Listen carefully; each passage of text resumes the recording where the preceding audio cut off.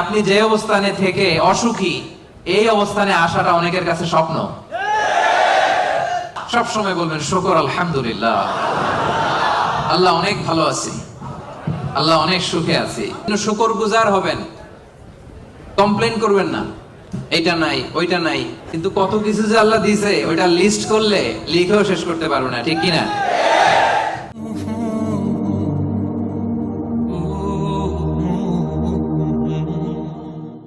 শুকরিয়া করলেই লাভ, ঠিক কিনা?